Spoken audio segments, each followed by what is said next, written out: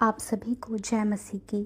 जब आप बाइबल में जेनेसिस चैप्टर 1 वर्स 4 को पढ़ते हैं तो वहाँ पर ऐसा लिखा हुआ है, और परमेश्वर ने उजियाले को देखा कि अच्छा है, और परमेश्वर ने उजियाले को अंधियारे से अलग किया। और आगे जब आप इस फर्स्ट चैप्टर को ध्यान से पढ़ेंगे तो आपको एक चीज़ समझ में आएगी कि परमेश्वर ने कुछ सेपरेट किया तभी कुछ क्रिएट हुआ। जैसा कि अभी हमने पढ़ा, परमेश्वर ने उजियाले को अंधियारे से अलग किया, ऊपर का जल नीचे का जल अलग किया, अलग अलग प्रकार के पेड़ पौधों को अलग किया और बनाया, जीव जंतुओं को अलग किया, दिन को रात से अलग किया, नर को नारी से अलग किया। तो जब आप इसे ध्यान से पढ़ेंगे तो आपको एक चीज़ समझ में आएगी कि क्रिएशन स्टोरी हमें ये बताती है कि क्रिएशन अलग होने से बनता है, कुछ सेपरेट होता है तभी कुछ क्रिएट होता है।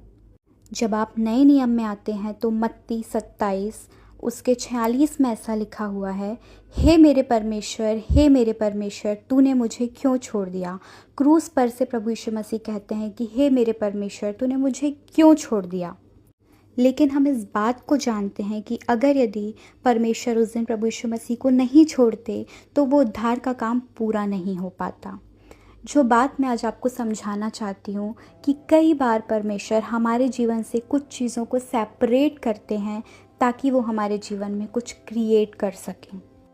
अगर आज परमेश्वर ने आपके जीवन से कुछ सेपरेट किया है, चाहे वो कोई लोग हो सकते हैं, चाहे वो आपकी आदत हो सकती है, चाहे वो जगह हो सकती है, आपकी जॉब हो सकती है, या ऐसा कुछ भी हो सकता है जिसके लिए आप फील कर रहे हो कि मेरे जीवन से अब सेपरेट हो चुका है, अलग हो चुका है, तो इसमें दुखी होने वाली बात नहीं है। वचन बताता है कि जब कुछ सेपरेट होता है तभी कुछ क्रिएट होता है। परमेश्वर इन वचनों के द्वारा आप सभी को आशीष दे। आमीन।